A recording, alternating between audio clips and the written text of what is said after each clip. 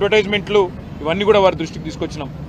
Group 1, group 2, group 3 ఈ 3 నోటిఫికేషన్లు కూడా గతంలో కేసీఆర్ గారు ముఖ్యమంత్రిగా ఉన్ననాడు ఇచ్చిన వాటిని తిరిగి రద్దు చేసి కొత్త వాటిని ఇస్తాం, పోస్టుల సంఖ్య పెంచుతామని చెప్పి కాంగ్రెస్ పార్టీ ఇచ్చిన మాటను గుర్తు చేసినాం.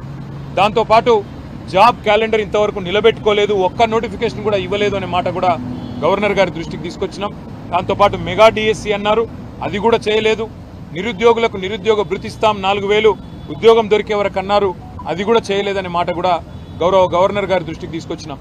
అన్నిటికీ మించి సిటీ సెంట్రల్ లైబ్రరీలో ఉన్న చదువుకుంటున్న విద్యార్థులను బయటికి ఇడ్చుకొని రావడం, ఉస్మానియా యూనివర్సిటీ హాస్టల్లో ఉన్న విద్యార్థులను ఇవాళ వారి మీద దాడులు చేసి మరి పోలీసులు అప్రజాస్వామికంగా వ్యవహరించడం, ఇవన్నీ కూడా గవర్నర్ గారి దృష్టికి చాలా వివరంగా మేమందరం కూడా వివరించి చెప్పడం జరిగింది. గవర్నర్ గారు చాలా గట్టిగా స్పందించినారు. హోమ్ సెక్రటరీని నేను పిలుచుకుంటాను, తప్పకుండా అన్ని వివరాలు అడుగుతాను, విద్యార్థుల మీద ఈ రకంగా జరగడం మంచిది కాదు అని కూడా వారు అన్నారు.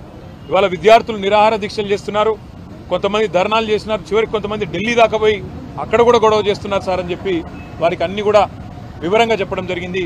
తప్పకుండా నేను స్పందిస్తాను, గవర్నమెంట్కు ఈ విషయంలో తప్పకుండా అడుగుతాను అని చెప్పి కూడా గవర్నర్ గారు చెప్పడం జరిగింది.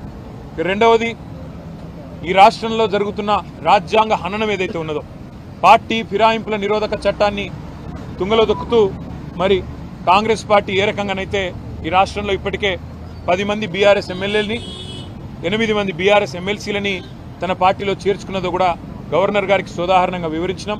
మేము ఇప్పటికే న్యాయ పోరాటం చేస్తున్న విషయం కూడా గవర్నర్ గారికి చెప్పాం. స్పీకర్ గారిని కలిసి అభ్యర్థించింది కూడా చెప్పినాం, తేదీలతో సహా.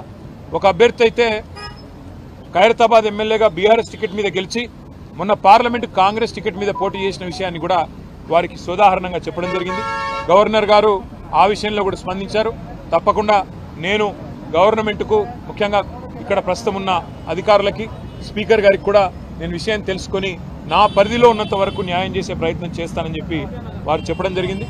తప్పకుండా గవర్నర్ గారు మరి ఈ 2 విషయాల్లో, ముఖ్యంగా నిరుద్యోగ యువత విషయంలో తను స్పందించిన తీరును మేము అభినందిస్తూ ఉన్నాం, స్వాగతిస్తూ ఉన్నాం. తప్పకుండా వెంటనే హోమ్ సెక్రటరీని కూడా పిలుస్తానని కూడా చెప్పారు. చివరిగా ప్రోటోకాల్ విషయంలో కూడా జరుగుతున్న ఉల్లంఘనలు, మా ఎమ్మెల్యేలకు ఎమ్మెల్సీలకు జరుగుతున్న అగౌరవం, అధికారులు వ్యవహరిస్తున్న తీరు, ప్రభుత్వ నిర్వాహకాన్ని కూడా చాలా వివరంగా గవర్నర్ గారికి చెప్పినాము. గవర్నర్ గారు ఈ విషయంలో నేను ఒక లేఖ రాస్తాను ప్రభుత్వానికి, తప్పకుండా ఎవరి మర్యాద అయినా కాపాడవలసిన బాధ్యత డెమోక్రాటిక్గా, ఎవరు గెలిచినా ప్రజాప్రతినిధి, వారి గౌరవానికి భంగం వాటిల్లితే మంచిది కాదు, నేను ఒక ఉత్తరం కూడా రాస్తాను రాష్ట్ర ప్రభుత్వానికి అని చెప్పారు. దానికి కూడా వారికి అభినందనలు తెలియజేస్తూ, భవిష్యత్తులో ఇలాంటి ఏ సమస్య వచ్చినా తప్పకుండా మీరు నా దగ్గరికి రండి, నాకు అన్ని విషయాలు కూడా మీరు చెప్పండి అని చెప్పి కూడా గవర్నర్ గారు చెప్పారు.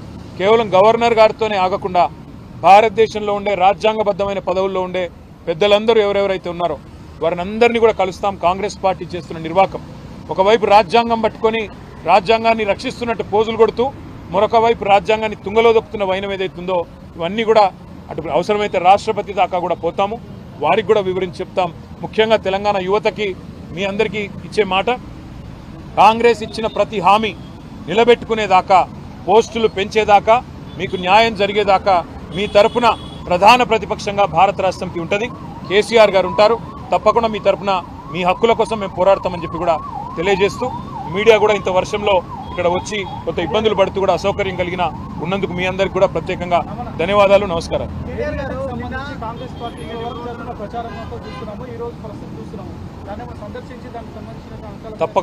తప్పకుండా ఆలోచన చేస్తూ ఉన్నాము.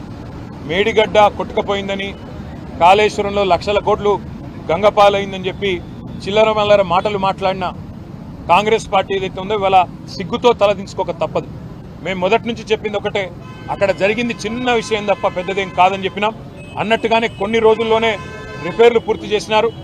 ఈరోజు ఒక వరదలాగా నీళ్ళు వస్తూ ఉంటే కూడా ప్రాణహితలో గోదావరిలో తట్టుకొని ఇవాళ మేడిగడ్డ నిలబడ్డమే కాళేశ్వరం ప్రాజెక్టు యొక్క గొప్పతనానికి సాక్ష్యం అని చెప్పక తప్పదు. తప్పకుండా తొందరలో సందర్శిస్తాం, ప్రజలకు కూడా ఆ విజువల్స్ తీసుకొచ్చి ప్రజలకు కూడా వివరంగా చెప్తాము. తప్పకుండా వాటిని మీ ద్వారా కూడా ప్రజలకు చూపెడతామని చెప్పి కూడా తెలియజేస్తాం.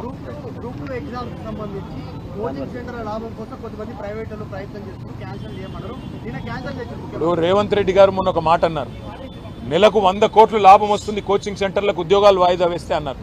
మరి ఇప్పుడు 4 నెలలు వాయిదా వేశారు. మరి 400 కోట్లు ఆయన చెప్పిన ప్రకారం 400 కోట్లు మరి లాభం వచ్చింది అనుకుందాం. మరి అందులో ఏమైనా వాటాలు ముట్టినాయేమో కాంగ్రెస్ పార్టీకి ఆయనే చెప్పాలి. Thank you.